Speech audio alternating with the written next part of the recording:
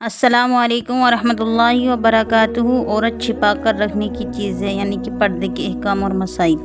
وعن ابن عمر رضی اللہ تعالی عنہ عن رسول اللہ صلی اللہ تعالی علیہ وسلم قال امرأة عورة فإنها إذا خرجت من بيتها استشرفها الشيطان وإنها لا تكون أقرب إلى الله منها في قعر بيتها۔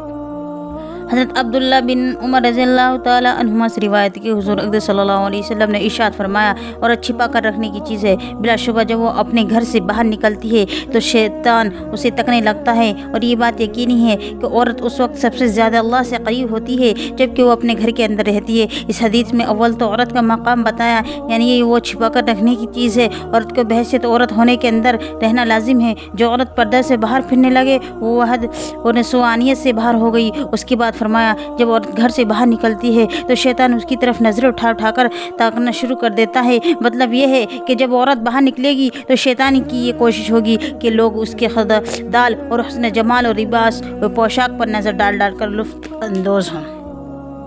اس کے بعد بتایا کہ عورت اس وقت سب سے زیادہ اللہ تعالیٰ کے قریب ہوتی ہے جبکہ وہ اپنے گھر کے اندر ہوتی ہیں۔ جن عورتوں کو اللہ کی نزدیکی طلب اور رغبت ہے وہ گھر کے اندر ہی رہنے کو پسند کرتی ہیں، اور حتیٰ کہ الامکان گھر سے باہر نکلنے سے گریز کرتی ہیں۔ اسلام نے عورتوں کی ہدایت دی ہے کہ جہاں تک ممکن ہو اپنے گھر کے اندر ہی رہیں۔ کسی سے مجبوری سے باہر نکلنے کی جو اجازت دی گئی ہے اس میں متعدد پابندیاں لگائی گئی ہیں، مثلاً یہ کہ خوشبو لگا کر نہ نکلے، اور یہ بھی حکم فرمایا کہ عورت راستے کے درمیان نہ چلے۔ اگر اس سے باہر ہی جانا پڑے تو پورے بدن پر موٹی چادر لپیٹ کر نکلے۔ راستہ نظر آنے کے لیے ایک آنکھ کا کھلا رہنا کافی ہے۔ نیز فرمایا کہ مرد کی نظر کسی نامحرم عورت پر یا عورت کی نظر کسی محرم مرد پر پڑ جائے تو فوراً نظر ہٹا لے۔ اگر عورت کو کسی نامحرم مرد سے بدرجہ مجبوری بات کرنی پڑے تو نرم گفتگاری سے بات نہ کرے، اور یہ بھی ارشاد فرمایا کہ عورت بغیر محرم کے سفر نہ کرے۔ محرم بھی وہ ہو جس پر بھروسہ ہو، فاسق محرم جس پر اطمینان نہ ہو اس کے ساتھ سفر کرنا درست نہیں۔ اس طرح شوہر یا محرم کے علاوہ کسی نامحرم مرد کے ساتھ تنہائی میں رہنے یا رات گزارنے کی بالکل اجازت نہیں، اور محرم بھی وہ ہو جس پر اطمینان ہو۔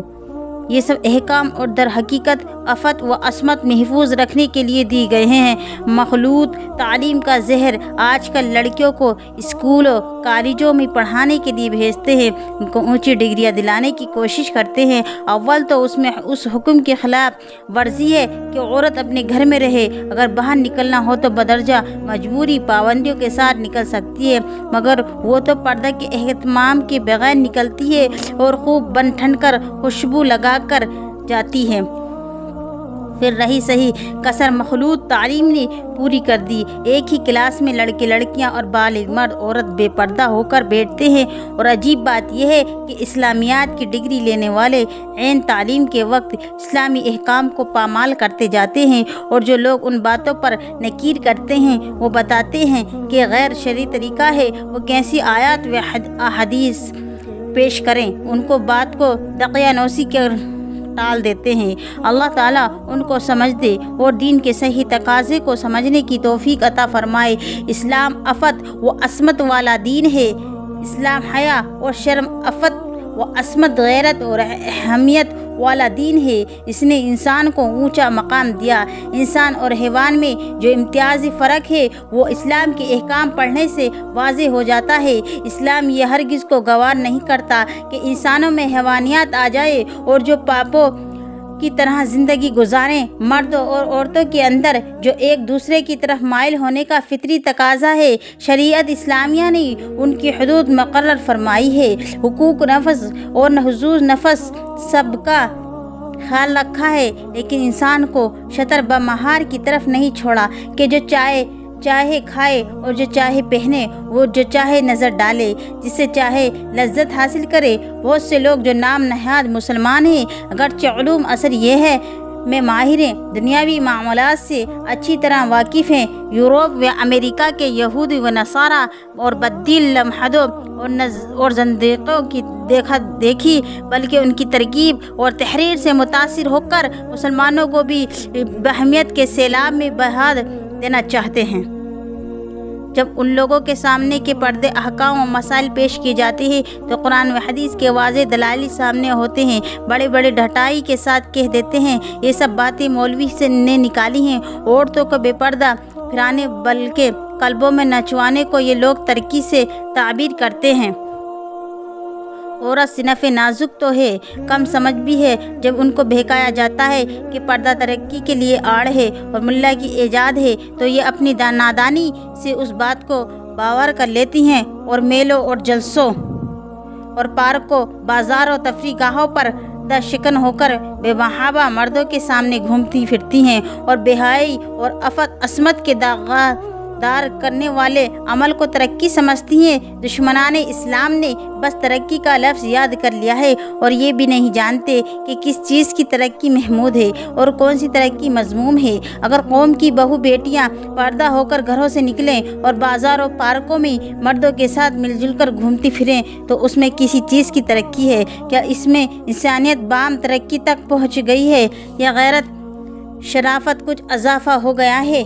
نہیں، اس سے تو عصمت و عفت کے لٹ جانے کی راہیں ہم گوار ہو گئی ہیں۔ انسان کی شرافت اور کرامت برباد ہونے کے انتظامات ہو گئے ہیں۔ برائی کی بھی ترقی کیا کوئی ترقی ہے؟ ایسی ترقی تو شیطان اور اس کے دوستوں کو پسند ہوتی ہے۔ برائی کی ترقی اللہ، اس کے رسول صلی اللہ علیہ وسلم کو اور مخلصین و مومنین و مومنات کو پسند نہیں۔ سب سے بڑی چیز جو ایک مرد کو عورت کی طرف یا عورت کو مرد کی طرف مائل کرنے والی ہے وہ نظر ہے۔ قرآن مجید میں دونوں فریق کو حکم دیا ہے اپنی نظریں پست رکھیں۔ سورۃ النور کو رکوع 4 میں اول مردوں کو حکم فرمایا قل للمؤمنین یغضوا من ابصارهم ويحفظوا فروجهم ذلك ازکی لهم ان اللہ خیر بما یصنعون۔ آپ صلی اللہ علیہ وسلم مسلمان مردوں سے کہہ دیجئے اپنی نگاہ نیچی رکھیں اور اپنی شرمگاہوں کی حفاظت کریں، یہ ان کے لیے زیادہ پاکیزگی بات ہے۔ بے شک اللہ تعالیٰ اس سے خوب باخبر ہیں جو کچھ لوگ کیا کرتے ہیں۔ اس کے بعد عورتوں کو خطاب فرمایا وَقُلْ لِلْمُؤْمِنَاتِ يَغْضُضْنَ مِنْ أَبْصَارِهِنَّ وَيَحْفَظْنَ فُرُوجَهُنَّ وَلَا يُبْدِينَ زِينَتَهُنَّ إِلَّا مَا ظَهَرَ مِنْهَا۔ اور مسلمان عورتوں سے فرما دیجئے اپنی نگاہیں نیچی رکھیں اور اپنی شرمگاہوں کی حفاظت کریں اور اپنی زینت کو ظاہر نہ کریں مگر جو اس میں سے کھلا رہتا ہے۔ ان آیاتوں میں مرد و عورتوں دونوں فریق کی نظروں کو نیچے رکھنے اور شرمگاہوں کو محفوظ رکھنے کا حکم فرمایا۔ پردے کے مخالفین دیدہ و دانستہ نادانستہ طور پر ان کے آیات مفہوم جاننے سے گریز کرتے ہیں۔ ظاہر ہے کہ نظریں نیچی رکھنے کا حکم اس لیے نہیں دیا گیا کہ درخت اور پتھر، دیواروں، گھروں کے سامنے کی طرف دیکھنا منع ہے، بلکہ یہ حکم اس لیے دیا گیا ہے کہ نظر کو بیجا استعمال کرنے سے شرمگاہوں کی حفاظت خطرے میں پڑ جاتی ہے، اس لیے تو اس کے ساتھ شرمگاہوں کی حفاظت کرنے کا حکم فرمایا۔ نفس اور نظر کی لذت کے لیے شوہر کو بیوی کے لیے، بیوی کو شوہر کے لیے مخصوص کر دیا گیا ہے۔ محرم مرد عورت کو گو ایک دوسرے کو حدود کے اندر سے دیکھ سکتے ہیں لیکن ان کو بھی ایک دوسرے پر شہوت کی نظر ڈالنا جائز نہیں۔ محرموں کو بھی بدن کا ہر حصہ دیکھنا جائز ہے، اس میں بھی تفصیل ہے جو آگے آئے گی انشاءاللہ تعالی۔ حضرت جریر بن عبداللہ رضی اللہ عنہ نے عرض کیا یا رسول اللہ صلی اللہ علیہ وسلم، اگر اچانک نامحرم پر نظر پڑ جائے تو اس کے بارے میں کیا ارشاد ہے؟ حضور اقدس صلی اللہ علیہ وسلم نے ارشاد فرمائے اسی وقت نظر پھیر لو۔ ایک مرتبہ حضور اقدس صلی اللہ علیہ وسلم حضرت علی کو خطاب کرتے ہوئے ارشاد فرمایا کہ پہلی نظر کے بعد دوسری نظر مت ڈالے رکھو، کیونکہ پہلی نظر پر تو تجھے گناہ نہ ہوگا اس لیے کہ وہ بلا اختیار، اور دوسری نظر تیرے لیے حلال نہیں اس پر پکڑی ہوگی کیونکہ وہ اختیار سے ہے۔ مطلب یہ ہے کہ اگر بلا اختیار کسی نامحرم پر نظر پڑ گئی تو فوراً ہٹا لو، اگر نظر نہ ہٹائی اور دیکھتے رہو تو یہ دو نظریں شمار ہوں گی اور دوسری نظر اختیار والی نظر ہوگی جس پر گرفت اور مواخذہ ہونا ظاہر ہے۔ بے پردگی میں بد نظری کے بہت سے مظاہر ہوتے ہیں، مرد اور عورت اس کا سب سے ارتکاب کرتے ہیں۔ ناظرین محفوظ ہوگی تو شرمگاہ میں بھی محفوظ ہوگی، اور خود بری نظر کو بھی تو زنا قرار دیا ہے جو آئندہ آ رہا ہے انشاءاللہ۔ بعض جاہل یہ کہتے ہیں کہ آیت شریفہ میں جو الا ما ظہر منہا اس میں چہرہ اور ہاتھوں کا استثناء ہے، یعنی عورتیں اس کو کھول سکتی ہیں۔ ان لوگوں کو پتہ نہیں آیت کی تفسیر مفسرین کے کیا اقوال ہیں۔ इल्ला मन मा ज़हरा मिन्हा की तफसीर हज़रत बिन अब मसूद रज़ी अल्लाह ताला अन्हु ने फरमाया, उससे सियाब और जलबाब यानी ऊपर के वो कपड़े मुराद हैं जो पर्दा के एहतमाम के लिए जिस्म से लगे हुए कपड़ों के ऊपर होते हैं। साहब तफसीर मज़री बीज़ावी से नकल करते हुए लिखते हैं कि इस्तिस्ना हालत नमाज के मुताल्लिक यानी हालत नमाज में चेहरा और दोनों हाथ घुटनों तक अगर खुले रहें तो नमाज हो जाएगी। नमाज उन दो आज़ा को खुले रहना है, कुछ हर्ज नहीं, और गैर महरम के सामने माँ की जीनत में से कोई हिस्सा खोलने का ज़िक्र मा ज़हरा मिन्हा में नहीं। फिर साहब तफसीर मज़हरी लिखते हैं, अगर मा ज़हरा मिन्हा से मवाक़ि जीनत मुराद तो ज़रूर मजबूरी के लिए इजहार नियत के इरादे के बगैर जो हिस्सा ज़ाहिर हो जाए उसका इस्तिस्ना किया गया है। फिर लिखते हैं कि आज़ाद औरत के चेहरा और दोनों हाथ के पोशीदा रखने का इस्तिस्ना सिर्फ नमाज के लिए है, क्योंकि फरमान खुदाबंदी दीनीना अलैहिन्न मिन जलाबिबिहिन्न से साफ ज़ाहिर है कि औरत अपना चेहरा नामहरम के सामने नहीं खोल सकती। हज़रत अब्दुल्ला बिन उमर रज़ियल्लाहु ताला अन्हुमा ने मा ज़हरा मिन्हा की तफसीर करते हुए फरमाया कि अलवजहु वल कफ़ानी यानी औरत अपना चेहरा और दोनों हथेलियाँ खोले रह सकती है। अगर इस तफसीर को माना जाए तब भी गैर महरम के सामने खोलने का कोई ज़िक्र नहीं। जो लोग उससे इस्तिस्ना औरत के लिए आम तौर पर चेहरा खोले हुए फिरने का जो साबित करना चाहते हैं और निहायत गलती पर, क्योंकि उन अल्फाज में औरतों को चेहरा खोलने की इजाज़त दी गई है ताकि दूसरों आज़ा की तरफ उनके छिपाने के एहतमाम से ज़हमत और तकलीफ़ ना हो। उनमें नामहरमों के सामने खोलने के जो अज़दाद व दम का कोई ज़िक्र नहीं। आयत में इल्ला मा ज़हरा मिन्हा फरमाया कि इल्ला मा ज़हरा मिन्हा नहीं फरमाया, जिससे साफ ज़ाहिर है कि औरत को क़स्दन और इरादतन नामहरम के सामने चेहरा खोलने की इजाज़त नहीं दी गई। फला लाजिम का सीगा उस बात को बतला रहा है कि अगर कोई औरत नमाज की मशगूलियत में या काम काज की मसरूफियत में या और किसी मजबूरी के बाइस अपना चेहरा खोले तो गैर महरम को जायज़ नहीं, वो उसके चेहरे को तकता रहता है, क्योंकि उससे पहली ही आयत में मर्दों की नज़रें पस्त करने की ताकीद फरमा दी गई है। बाद में औरतों के मुताल्लिक अहकाम ज़िक्र किए गए हैं। मर्दों की नज़रें पस्त रखने का जो हुक्म दिया गया उससे जहाँ बाज़ारों और रास्तों में औरतों पर नज़र डालने की ममानियत साबित हुई है, वहाँ ये भी है कि साबित हुआ कि औरतें अगर मुँह खोले हुए काम काज में मशगूल हों या पर्दा करने से गुरेज करती हों तो जो मर्दों के महरम ना हों उनको क़स्दन और वारदतन नज़र डालना मना है।